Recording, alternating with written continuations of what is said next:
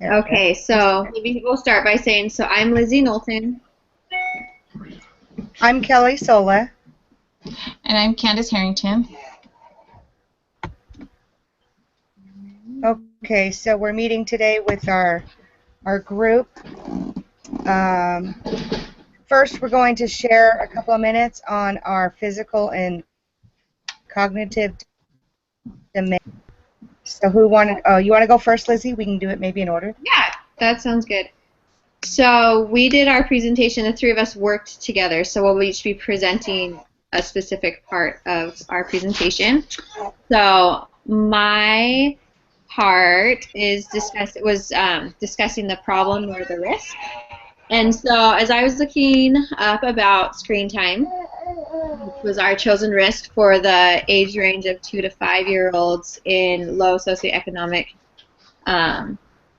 status homes, I found that the recommendations of screen time have actually changed recently. So they used to encourage that it would be only when a child was over 2 that they were exposed to any screens, and then less than 2 hours.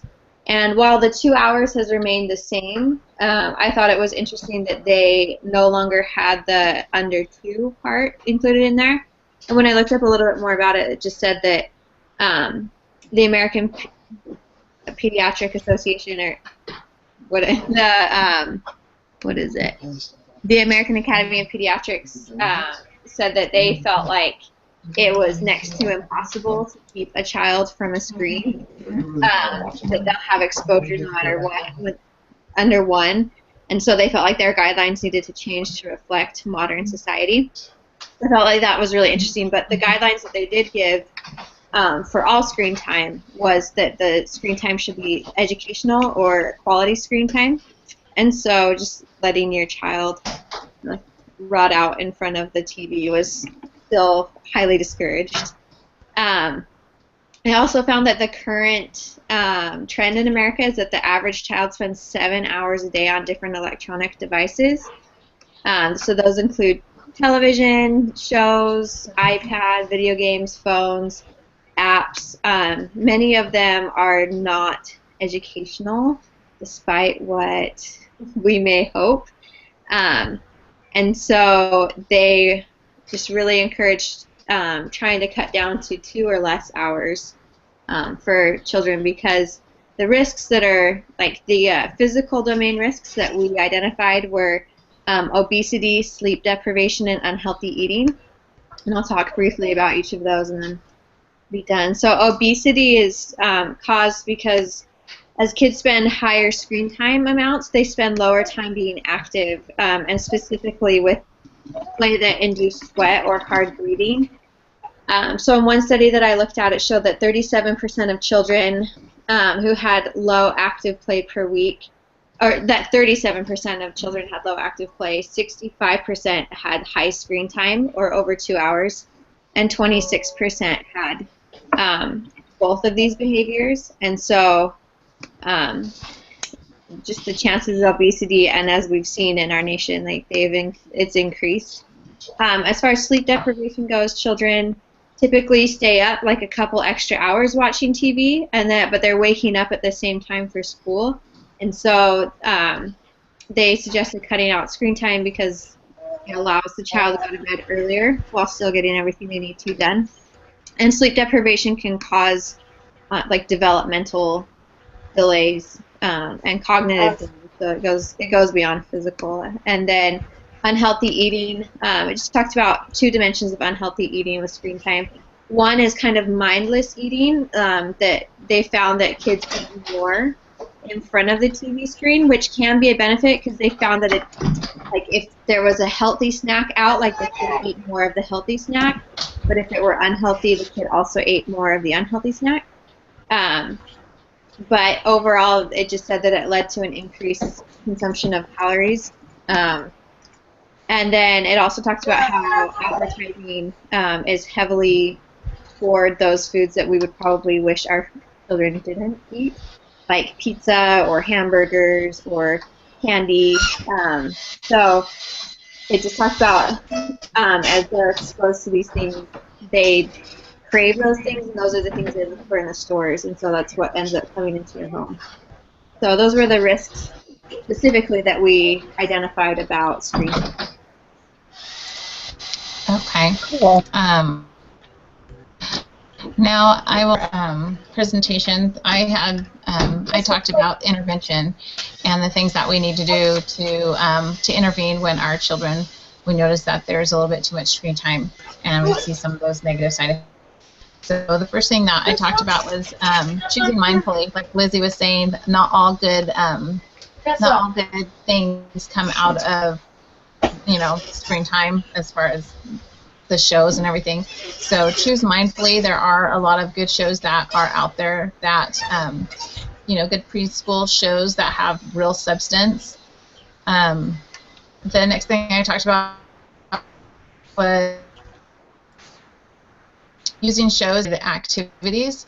So this means if there's a show about zoo animals or going to the library, then use that as kind of an introduction to actually carrying out that activity. So then perhaps you can maybe go to the zoo, or you can dive deeper into the details of that specific event that was talked about on the show, on the show. Screen time wisely, and sure that you kind of you use it to your advantage as a parent. So instead of just showing 2 shows in the morning, say, hey, how about if we make a deal here and we can have a show before school and a show after school, and then you can use that time productively to maybe prepare lunches, in the morning, or to prepare dinner for the evening. The other thing we talked about in intervention is mixing things up. Making sure that you're using screen time for more than just watching TV. There's lots of things that Lizzie was talking about educational games, and there's ones that involve self-directed learning.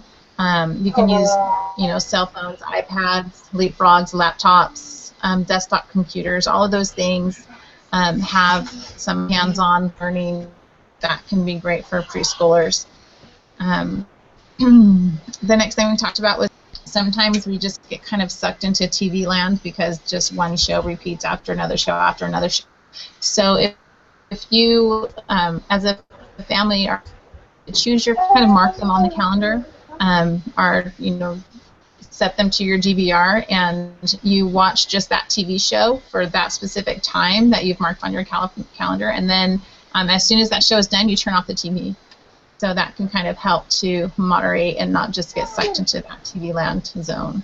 Another thing that Lizzie talked about is the eating with TV. So if we just make kind of a solid rule of no TV dinners, and this includes all meals and snack times, watching TV while eating makes it easier to continue watching TV long after the meal's over. And more importantly, almost, it intrudes on family time and family conversations. And the last thing that I talked about with intervention is cutting the cord to the bedroom, making sure that TVs and computers stay out of the bedrooms, because this has been shown in studies to actually increase screen time by 1.5 hours a day if you allow to have screens in the bedrooms. So it also creates healthier sleep patterns, and you just increase family time as well, and having more time face-to-face with your children. So those are the different things that I was able to cover as far as intervention and helping to create healthier habits when it comes to screen time. Okay, and some of the things I looked at was the ecological theory and areas where intervention may have trouble being implemented. And I first looked at the microsystem, where it concerns family, siblings, and peers. And concerning eating dinner in front of the TV, many families are used to eating dinner in front of the television. The intervention for families to start, or parents may not want to change this habit. Parents may not think there is much to talk about, but a parent could make a list of questions to ask other family members to encourage the conversation at the table.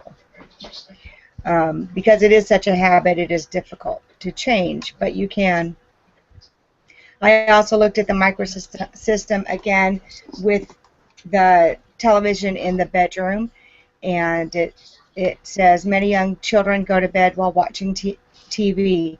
Television time during bedtime could lead to the behavior problems, sleep disorders, and depression. One suggestion is to move TV time away from bedtime or nap time so it isn't done right before sleep.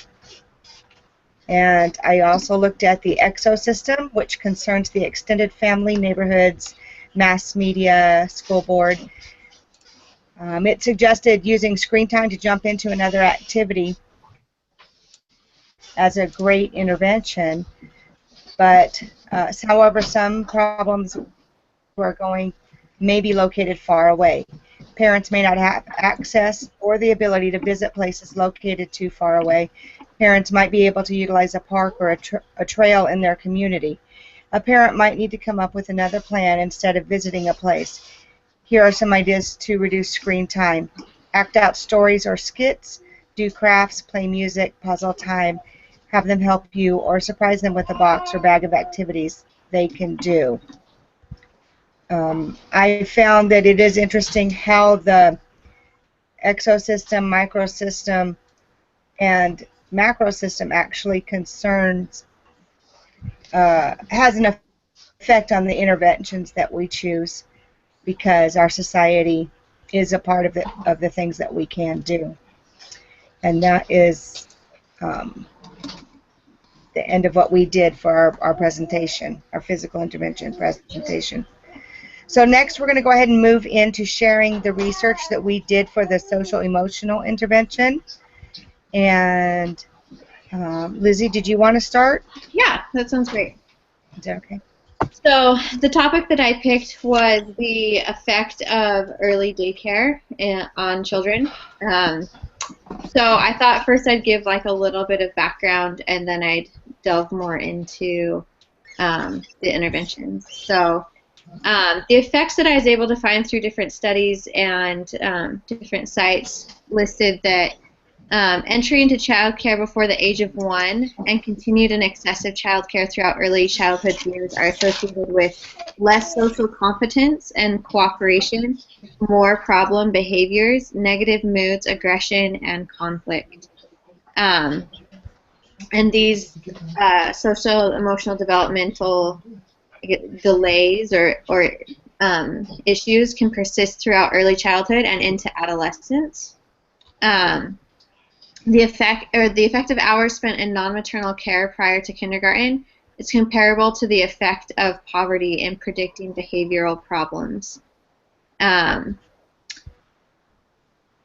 then I also found that child care quality is significantly less important in either positive or negative social emotional outcomes than quantity of child care.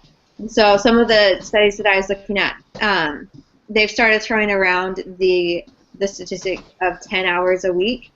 Obviously, it's not like a hard and fast rule, but they said that if it's above 10 hours a week in childcare, your child will experience some of the negative impacts. I do want to say that a lot of the places that I looked at also talks about the positive impacts of child care, in that it can help to spark cognitive and language development. But they did say that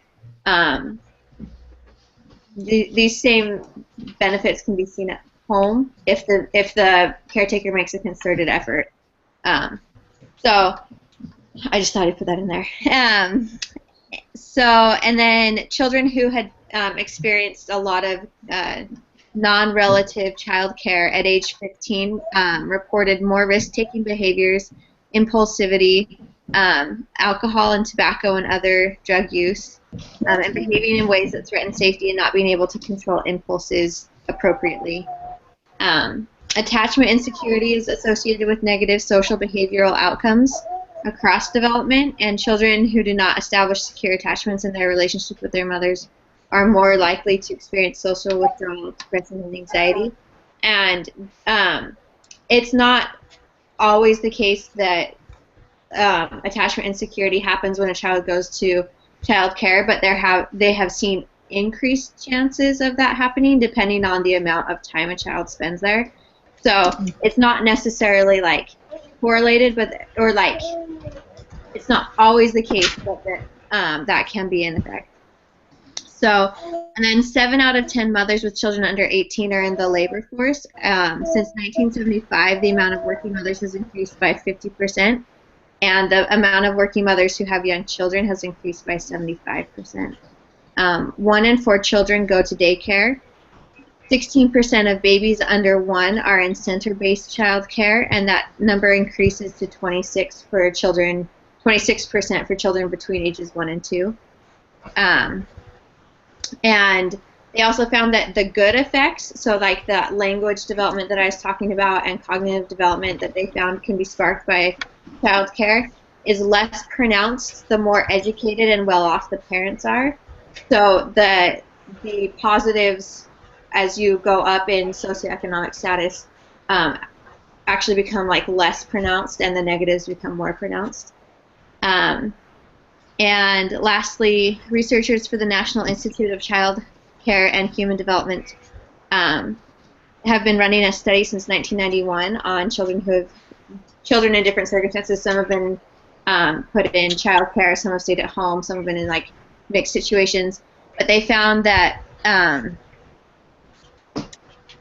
for the many millions of children in daycare, 60% of them, caregiving is neither sensitive nor responsive to their needs.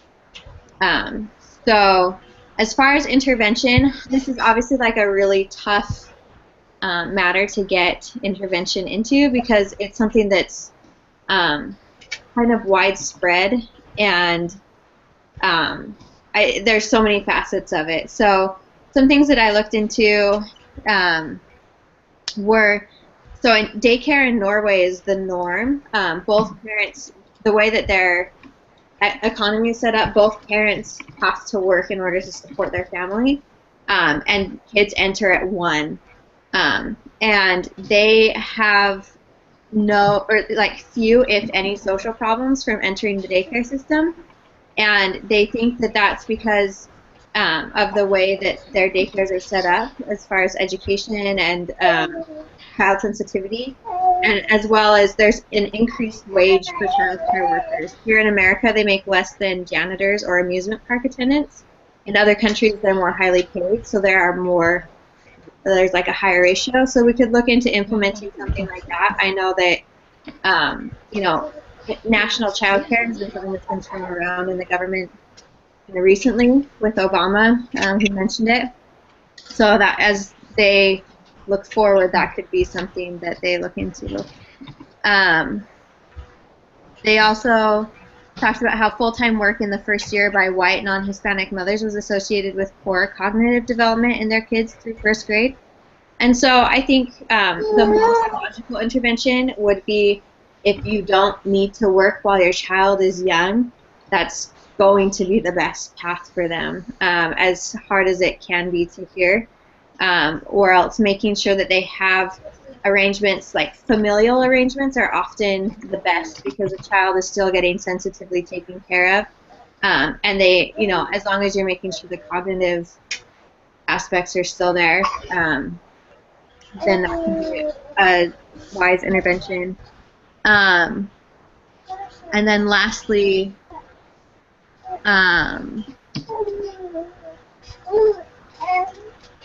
sorry, I'm just shooting. Just making sure that there's Open the door for me. attachment between mothers and their children. This is like one of those factors that can really really come into effect in how you see daycare and child care for each child. Sorry, Candace just sent a message. Kelly, is it frozen for you too? No, mine's fine. Okay. It's better now. It's better? Okay. So when a child and a mother have a secure attachment, the amount of time spent in daycare, it doesn't have a significant of an effect, if any. And so making sure that mothers have access to resources if they need to on how to develop a secure attachment And if they're in like a group that typically struggles, like those mothers with postpartum depression or those mothers that have to work long hours, making sure that they have opportunities through programs like Head Start to develop the relationship with their child early on so that they can have that I positive. can hear you. So those were the interventions that I found. Those are good. Perfect. I had a question on one of them. You said 60% of children are not getting their needs met at daycares. Is that right? Yeah, that's what Okay. this specific research study said. It's the, I can look up the name of it. Let's see. Maybe. I have it in my section somewhere. It's a research study done by the National Institute of Child Health and Human Development. It's been ongoing since 1991. So. Oh. They've only done it. They admit that they have like a rather small sample size. I think they're following like a 1,200 children, and so the result is like generalized to the millions. But for the percentage that they are monitoring, they like expanded it to the children in the U.S. So. Go upstairs, please.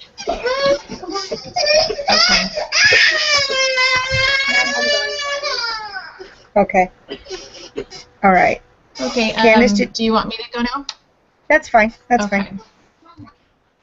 Okay. Take her upstairs to Dad right now. Take her upstairs to Dad, please. I'm in a meeting. I can't nurse her right now. Take her upstairs, Dad. Pick her up and take her, please. Okay. My research was on the effects of divorce on children's social and emotional development, and so there was a lot of interesting things that I found. I looked up a report from the Journal of the American Academy of, and paper was on the long-term effects of divorce and remarriage on the adjustment of children. Study they found that let's see, divorce had more adverse effects for boys, and remarriage was more disruptive for girls. And so I thought that that was interesting. And the stability of the long-term adjustment of boys and girls differed. I also, and they said that negative life changes were associated with behavior problems at 6 years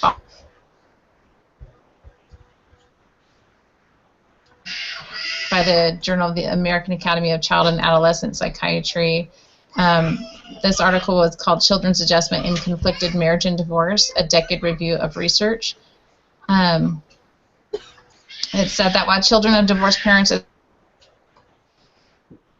problems than do children, this study showed that that the divorce was a major cause of some symptoms, but that it needed to be reconsidered because newer research was documenting that the negative effects troubled, that there were similar negative effects from parents that were arguing and fighting and having contention in their marriage that stayed married than versus divorced parents that chose to separate. So like there were kind of negative effects in both of those kinds of families, you know. So staying together necessarily, being in an unhappy marriage had the same repercussions as divorcing, as far as children's social development and different things like that. So children's feelings after divorce, there are sadness, anxiety, frustrations, worry, and anger. And those different feelings, if not addressed, can lead to social withdrawal, difficulty in school, aggressiveness, social problems, and our behaviors. And as far as intervention, here's some ways to help kids cope with the upset of divorce.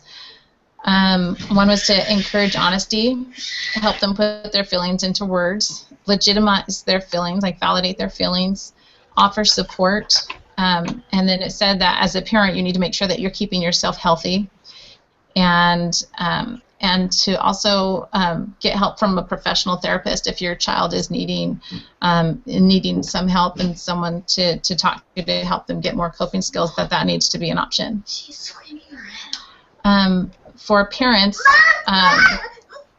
it's important that take her upstairs right now. She is screaming. That does take her upstairs, please.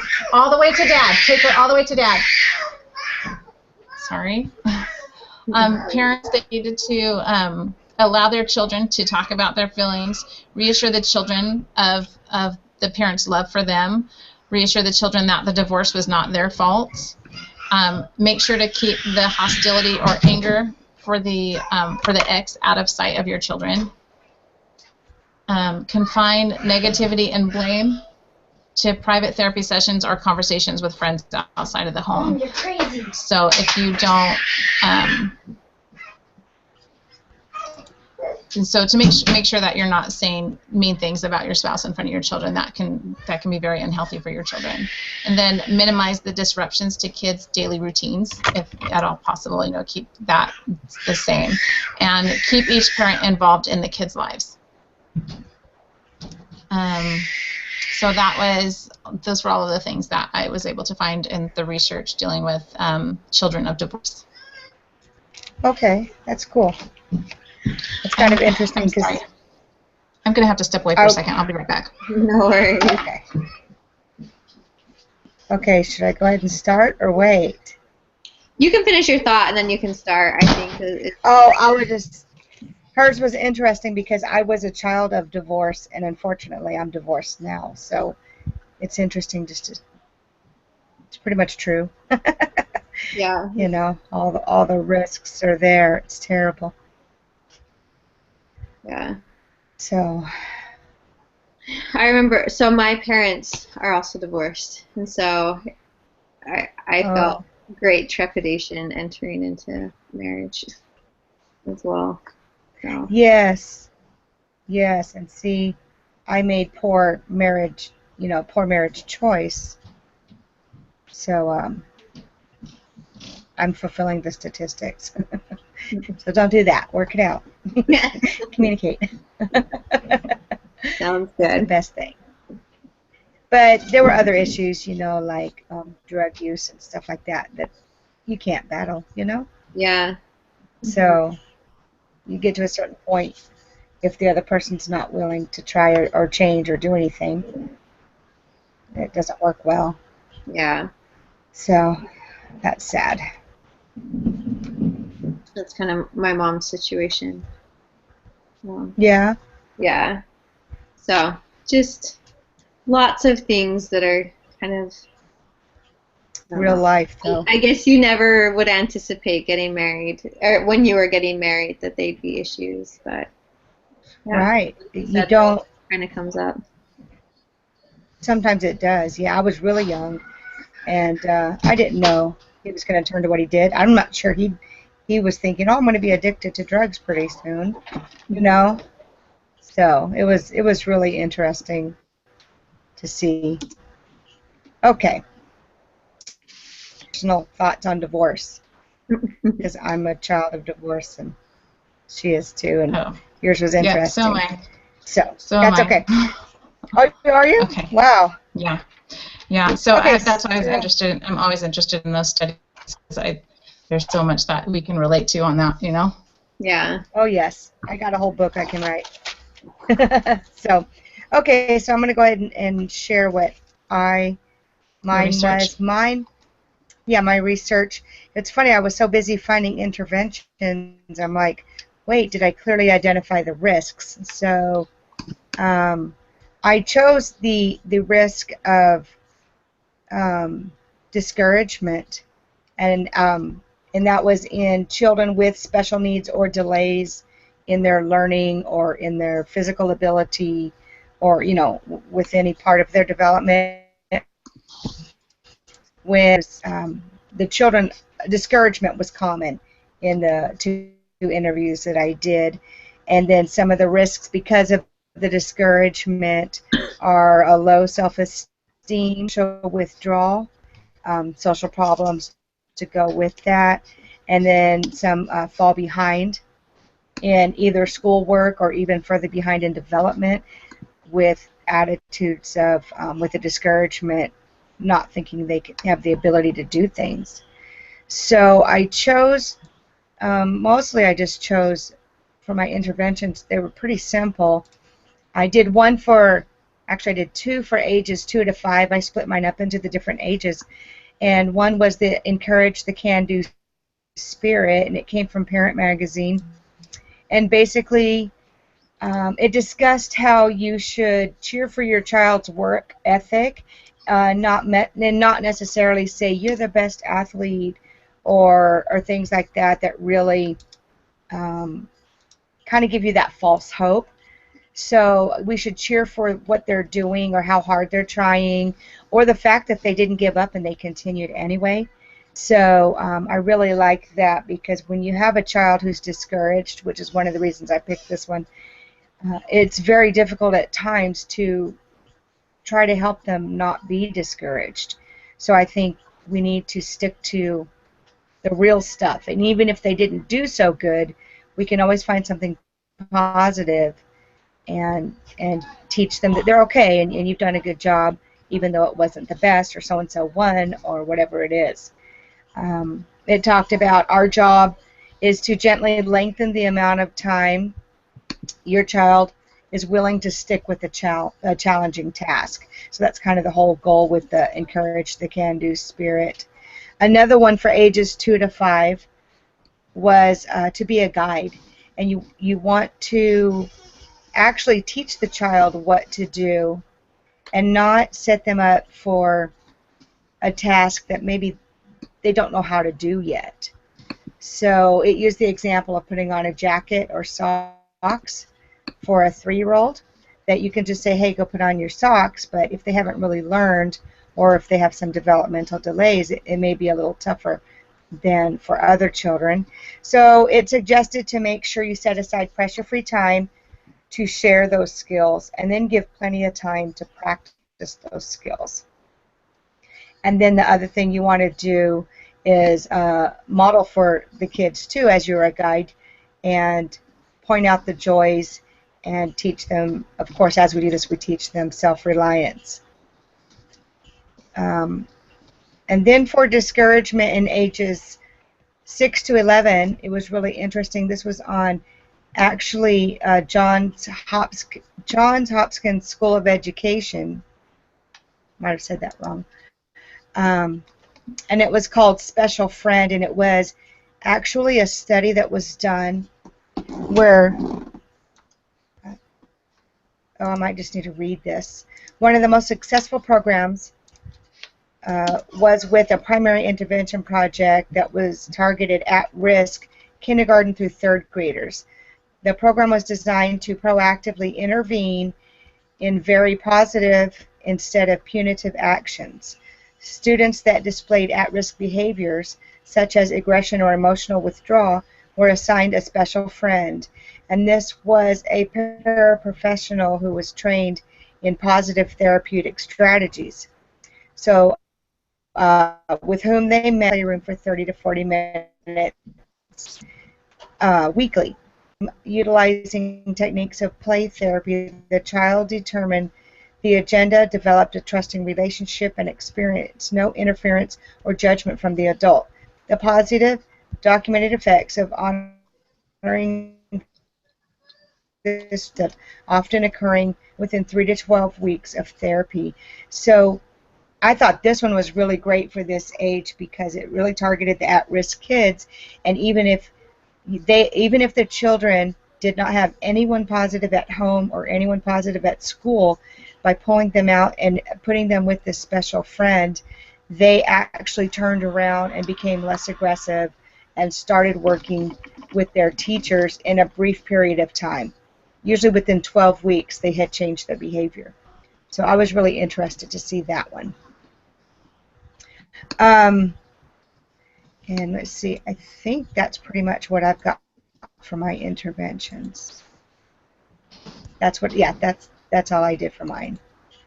So now we will move on to as a group, I guess we'll discuss what are the common elements of effective interventions targeted to different problems in different domains. Thank you. Okay, I'm sorry, say that again. Okay. What are the common elements of effective interventions targeted to different problems in different domains? Okay. So do we need to go over like each domain and talk about Well, I think interventions, it's or looking just for kind of in common general? elements. Yeah, I think in general, what's common in all the different domains with effective interventions. Well, Did I think what stood out to me specifically is that in each intervention and in each interview, and the commonality that I saw in all the different posts was parents was a big one, and that was just kind of the go-to, and it became very apparent that parents are needed. You know, I mean, you need to really be very involved in the well-being of your child's development, you know, in all domains. But also I got a sense of community as well, and that it really does take a village to raise a child, and that and if there's needs that aren't being met at home, or if there's needs that that extend outside of the scope of parents, as far as, you know, it's just kind of out of as speech therapy or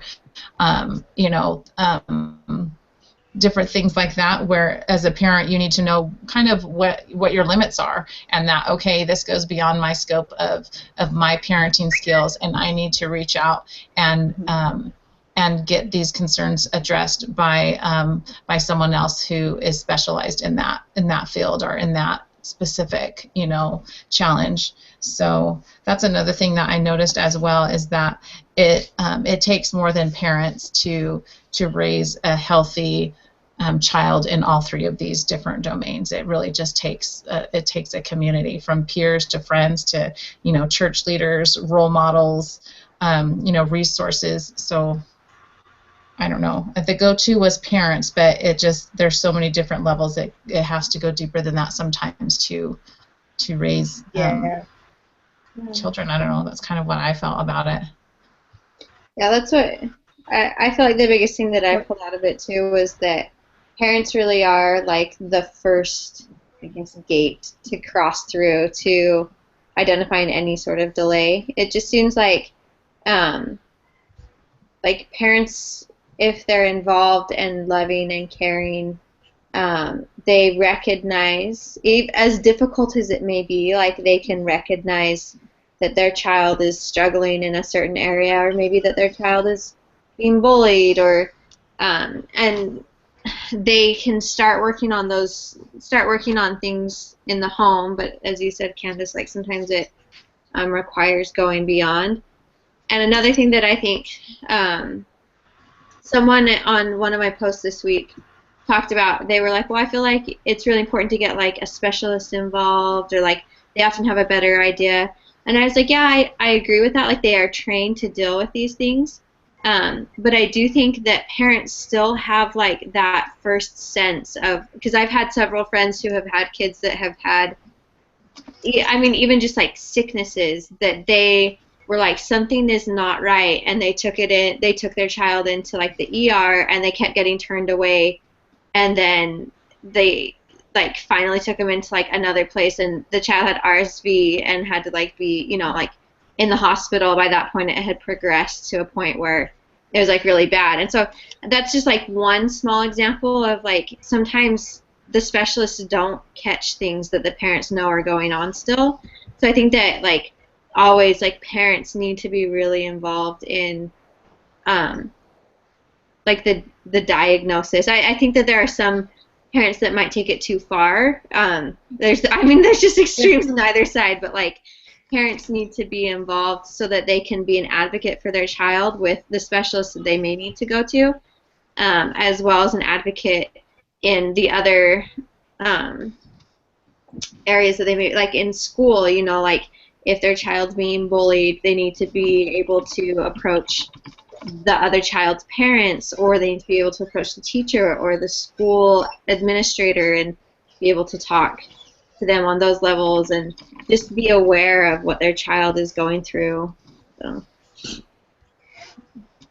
That's totally, I can lead right into that, because one thing I was thinking about when you're thinking about the common elements of effective interventions, to go along with that, Lizzie, is to continue to look for new interventions. I think we might find an intervention that works, and later we might need to, move to something different that might work. Maybe this one doesn't work, and you just have to go to something different. So not only being the advocate and knowing your child and speaking up and saying when something's different, but to continue to look for the new therapies or be open also to any new developments that you might notice later. Mm-hmm. And then I also thought about one of the common elements for effective interventions is that it doesn't matter which domain it's in. There is the concern for development, regardless of cause, for a more positive outcome. So it doesn't really matter like where it is. Anyone who's trying to find an intervention or be part of the intervention, we all want that positive outcome for the child. So I think that was a commonality in the with all the domains and intervention. Okay, let's go on to the next question. Are we okay with that? Yep, sounds great. Okay. What is your best general insight or suggestion about effectively intervening to foster optimum development? So what is your best general insight? But I think we kind of covered it a little bit with our last discussion too. Like I think like an actively involved parent or parents or caretaker, I guess, as maybe, but just like having someone there to be that first gate of getting them in to see someone or talking to the appropriate person, because a lot of times I feel like a child, like they're either timid and kind of scared to admit that they are maybe different or struggling with something, or that something is happening that like reaches them from prevents them from reaching their optimum development, or maybe they don't realize it. Like I think that as a parent, like you can see, like for example with the one that we worked on, like screen time. I don't think a lot of kids would ever identify that screen time might be a hazard to their development. Like it's something they enjoy, you know, but as a parent you can be like, okay, like this is out of control, you know, like we gotta cut it back, we gotta do something different, we need to, you know, add variety into what we do with our day. So I think that having someone that's just there to observe the child's life from a very intimate perspective and care about the child is the biggest thing. That's good. I think the same thing. I think a big insight that we can kind of talk about as being Latter-day Saints is just the having the Spirit, you know, and being able to be in tune with the Spirit and seeking guidance to the Lord in finding answers. And like you said, Lizzie, sometimes you know, the doctors and the professionals, they miss it, you know, and we still as their mothers have this innate divine ability to, you know, to know that something just isn't quite right. And so I think that that, you know, in an ideal world we would have parents that are very much in tune with the needs of their children and very in tune with concerns and delays that they're seeing. There's something just doesn't feel right, you know. And so I think that is something important to be able to, you know, talk about in this environment, and being at Bayou, Idaho, you know, that we do have that we have that ability you know, with the plan of salvation and having these children, you know, these spirits that were kind of, you know, in a sense adopting from their heavenly parents to try and guide them to make it back, and that we have certain gifts and skills as their maternal parents. You know, we have insights and stuff that I think we need to be able to be in tune with, so that these delays and these concerns can be resolved through us first, or sometimes as their only advocate, saying there's something wrong, and to follow through with what we're being prompted with. So I don't know. It's cool. I like that. I like that. Mm-hmm. I was thinking of what was I thinking? My best general insight, I think, is intervention for the children, but sometimes we might need to find help and resources for the parents in accepting that something might be not necessarily wrong, but that they're delayed. I work with Head Start, and I'm only in the transportation part, but sometimes the parents, when an issue is found, the parents aren't willing to get the help or take the child to get help, or even. So I think my best insight would be not only to look out for the child with this intervention, but also we may need to support the parents in their acceptance of it and teaching them what they can do as a parent. So I think that was my best advice with the interventions. And that's just because I see that at work. Anything else to add on that one, guys? Girls? Support parents in helping their children. I think that's good. I think that kind of covers a lot of it. And like you were saying before, the commonality is in all of those is the end result is the health of the child, and I think sometimes with the risk and problems that we did with our last one, with the emotional and social, and there was a lot of things, a lot of dysfunction with depression, and I think that we're seeing a lot more of that at a younger age these days, which is so scary. And then just, not fitting in and being depressed, and even being suicidal at such young ages. And I don't know, there just didn't seem to be that much going on when I was growing up much. I don't know, but it seems that there's just so much more stress on our children these days. And I saw a lot of that in all of these things, the commonality of, there was people that talked about sugar addiction and obesity and impulse control, low self-esteem, bullying. I think just so many of these things, there's so many things that are going on that I think as like social media increases and screen time increases and yucky food is just everywhere, it's like these things are just increasing, and I see all these domains like decreasing, and it seems like there's just some, I don't know, I can't help but think that all of those things are so related, when it used to be just much simpler. It used to be much slower as far as socially, the sun went up and down, and that was our day, and now our day is just, it doesn't ever stop. I mean, kids are sleeping next to their phones and texting at 1 in the morning. I mean, it just, certain things stopped.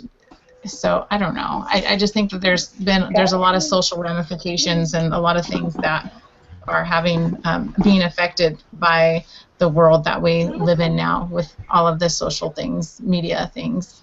I gotta get it. He's too cute. Come on, dude. Sunblood on you right now. I totally agree with that. I can see the difference. Sorry. He learned how to be busted in. Oh, gosh. You know what? We got one more question. I actually skipped a question, and we've got just enough time to cover it, I think. We did. We got time. We forgot to share our highlights from our interviews. Okay. I totally passed that one. I'm so sorry. So that's the last question we have to cover before we're done. Okay. I would say from my interview, I interviewed 2 child care workers with young ages between like 2 and 5, and the biggest thing that they talked about, I kind of asked them, like, one does preschool, so it's not like a big, it's like a 3-hour chunk every 2 or 3 times a week, just depending. Mhm. And the other one is a nanny in the community. And I asked like their opinions on family time and the importance of it. And both of them like just couldn't say enough. Like especially the nanny, like she nannies for some of the families like every day for up to almost 12 hours a day. And she was like, I can tell that the kid misses his parents, and that like she's like there was a while where he would call me mom, you know, and like just like that connection. And she's like, I think that there is some good to like socializing your child and having them have play dates, and you know, having them have time where you're gone for a little bit. Like she's like, I absolutely think that that is a great thing, that they can learn a little bit of independence and learn that you come back, like all those things. But she's like, as far as like consistently having your children watched by someone other than you, was not positive to her. And the same thing with the preschool There you go. teacher. So she just talked about, she was like, you know, I don't see that much. The kids that I teach are from families that are like all very active in their lives, but she's like, I do see it in the community, that people get their children really involved in activities, but then forget like to focus on family time.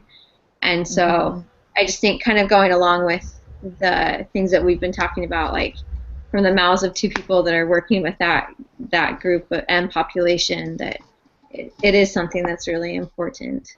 So.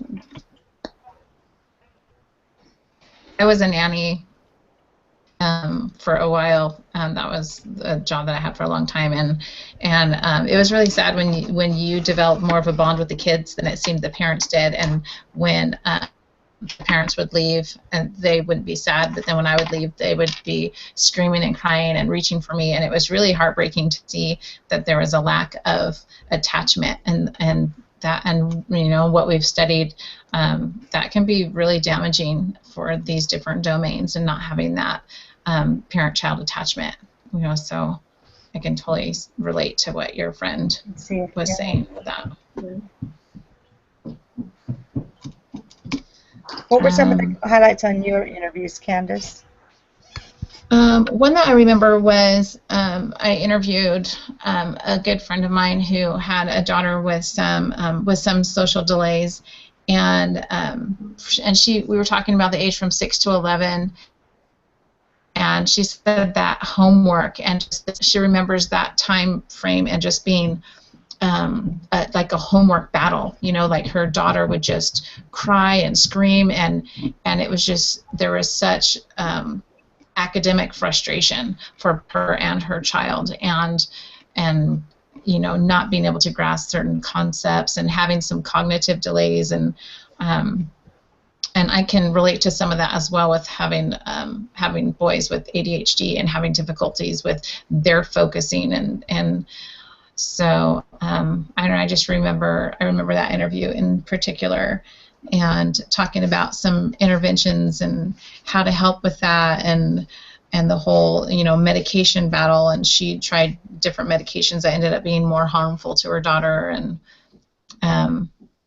so I don't know, that one just kind of stood out to me, and how sometimes as a parent, the whole school battle and homework battle can be just very exhausting, and I'm not sure what kind of resources to have for that. You know, sometimes it's better for a parent to bring someone else in to tutor their child, or to get someone else, so that the parent and child relationship doesn't suffer over those years of battling homework.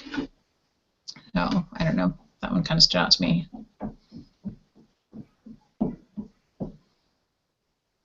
I think she froze up a little. Oh. I think you froze up, Kelly. I don't know if you can hear us. Yeah. Maybe I'll send a text off to her.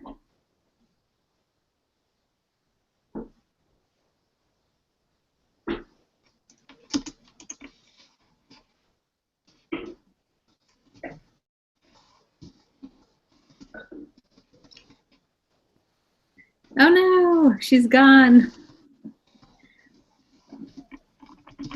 Where do will see if she. Okay, she said she's signing back in. Okay.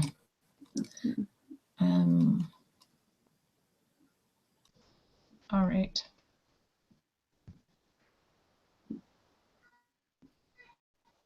Kicked me off this meeting.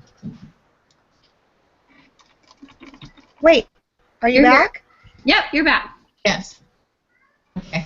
Did Got I it. freeze? So- Because you guys froze on my screen. Oh, weird. Yeah, you froze for us, so Yeah. welcome back. And both of So- you froze. I'm the one frozen. Okay. Yeah. So now you can just wrap up with highlight from an interview. Okay. Yeah, please. Okay, so I interviewed 2 parents that I work with, and one of them, ironically named Kelly, she has a daughter and between 6 and 11, and she has cognitive delays. And one of the biggest things that I noticed with her is that her mom, let's see, where should I begin? Her mom knows that she thinks different than the other kids at school. It's harder for her to grasp concepts. She has, is left behind because she can't grasp those concepts as far as the classroom and stuff like that. And that's actually where I noticed the discouragement. So, as one of the risks for the social emotional, because with both children that I interviewed for, discouragement is pretty high, especially for this child. And then for my other friend, she has a boy who is 4, so he's a little bit younger, and he's actually been kicked out of preschool because of his behaviors. So he's definitely active, and he hasn't been labeled ADHD yet, but he knows enough to feel different and feel like he can't do things, or he feels, like he gets in trouble all the time. So, and there's a sense of discouragement with him in some of the things he feels that he could do. But what I think the highlight for both parents is both are involved, both are open to looking at their child and noticing, okay, something's wrong, something's not right, let's look into this and see what's going on. Both have reached out for services and are using services in the community for their children. And I guess that's pretty much the highlight of my interviews. So that one's done. So I think it's just a summary. everything's done. Right. Sorry, I forgot about the summary. Okay. I'm just about ready for that. Okay.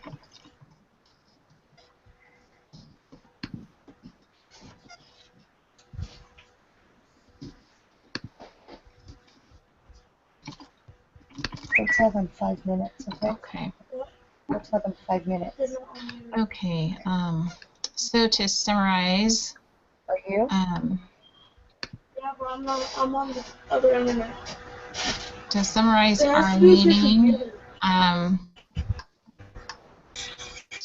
we first went over our different our slideshow that we did in I think lesson 11, and Lizzie talked about what the problem that we were addressing was screen time, and so Lizzie did some research on that and was able to share with us that the American Academy of Pediatrics had changed the rule to no screen time before the age of 2 to just 2 hours screen time across the board for all children, including those under the age of 2. And she was able to find in her research that excessive screen time increases obesity, or can increase obesity, sleep deprivation, and unhealthy eating. I spoke about the intervention and what we should do to help with screen time in our own homes, and so I talked about choosing mindfully what our kids are watching, shows as an introduction to related activities, using screen time mixing things up, not just using TV shows, but using learning devices as well, and interactive learning, creating a viewing calendar, and no TV dinners, and cutting the cord in the bedroom, making sure that the TVs and computers are not in the bedrooms.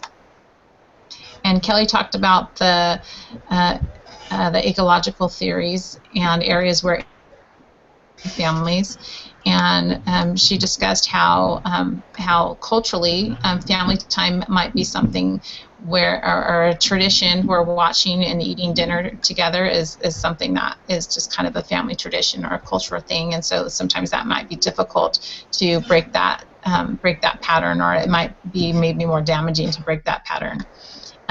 Kelly also talked about how in some areas the zoo may just be too far, and that might not be practical to go to the zoo after watching a show about the zoo, and that sometimes libraries can be far away too. So using shows as an introduction to related activities sometimes needed to just be done in the home. So if something without trains, then maybe put the train set at home and use that interactively instead. So those were some good ecological, how do you say? Let's see. Lizzie talked about child care on development. That was the thing that she researched this week. And with that, she was able to find that there are some social and emotional delays that can occur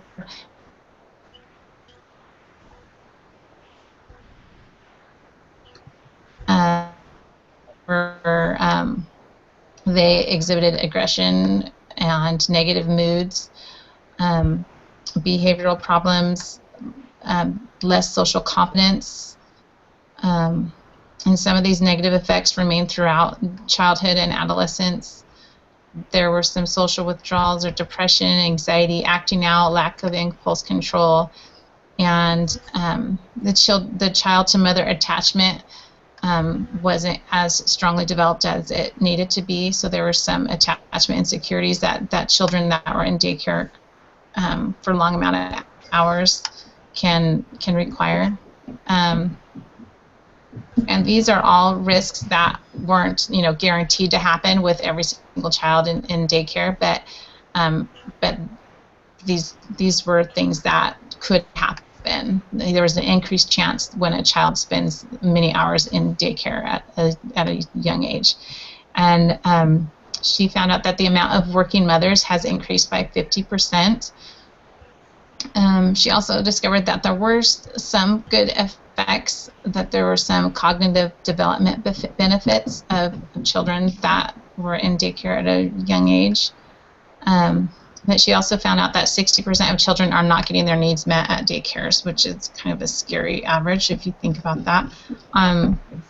Then she did some research and found out that in different countries, daycare is very different than here in the U.S. And daycare in Norway is the norm, and kids enter at the age of 1 year old, and there's not the same risk factors that are here. And for a number of reasons. One of the reasons was that in Norway, child care providers are paid substantially more than here in the U.S., where in the U.S. Caregivers at daycares are paid the same as janitors. And so that could be a big difference why there's not as much social behavior problems in the children in Norway that are in daycares at the age of 1.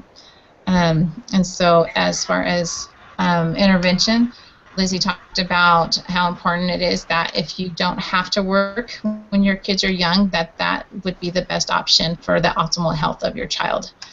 And then also intervention with mothers who do have to use daycares, that mothers are taught how to develop healthy maternal skills in raising their children and tending to their needs.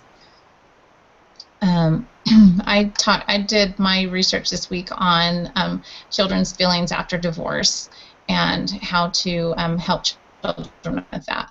So their feelings after divorce are sadness, anxiety, frustration, worry, and anger. And these feelings can lead to social withdrawal, difficulty in school, aggressiveness, social problems and behaviors. And then there's different ways to help them cope with that. Encouraging honesty, offering support, keeping yourself as a parent healthy, giving help from a professional therapist for your children if that's needed, and for yourself as a parent.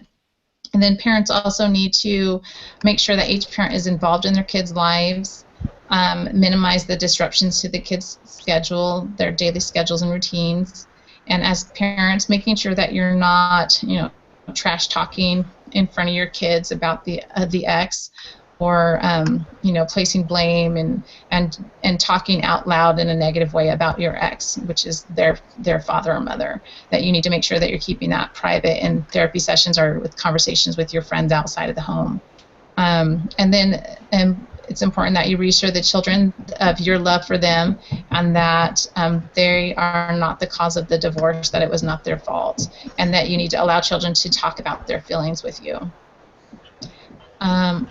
Kelly talked about discouragement, and she broke it up into two different age brackets, the 2 to 5 years old and the 6 to 11-year-old. And for the 2 to 5-year-old, it was important that you cheer for what they're doing and encourage the can-do spirit. And sometimes with children with delays, they feel like they're not really good at anything. And so as a parent and caregiver, it's important to look for something positive that they have done and focus on that positive thing.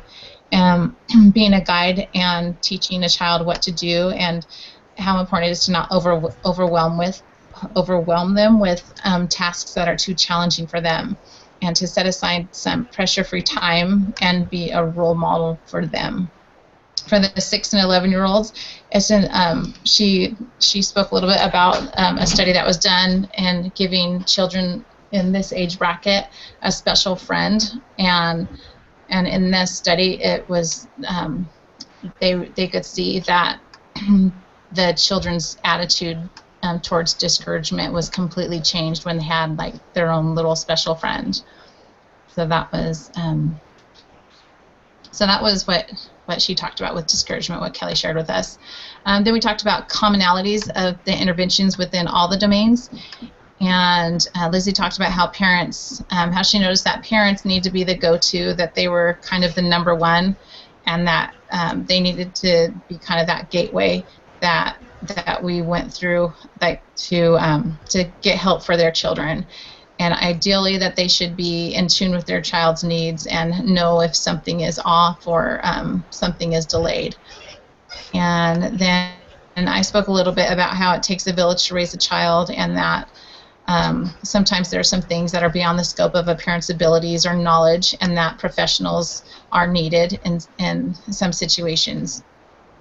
And then Kelly mentioned that all the domains, that they all are aiming for the health and well-being of the child, and that is the end goal, and that with any delays or concerns that parents have, that of course their end goal is for the well-being of their children, and being able to become resilient and overcome these things and be stronger in the end. The general insights that we had to foster optimum development was somewhat the same thing, but that we need to support parents in helping their children to overcome their challenges. And we talked about how parents need to listen to the divine guidance and inspiration that they receive, and to listen to their instincts, and that sometimes they may be the only advocate for their child, even when professionals are in the picture, that that professionals might not see something, but that if something doesn't feel right, then you need to keep pursuing that until you get the answers, so that the child can get the help that they need. Let's see, highlights from our interviews. Lizzie talked about the importance of family time, and she spoke with a nanny and then another caregiver, and they both talked about how children can sometimes be so overbooked with schedules and sports and things that the families and the parents forget about the importance and the need of family time. And the nanny mentioned that how she can be with a child for hours and hours and hours, and that she can see that the child is needing their parent, and that the parent is not really giving that child as much attention as that child needs.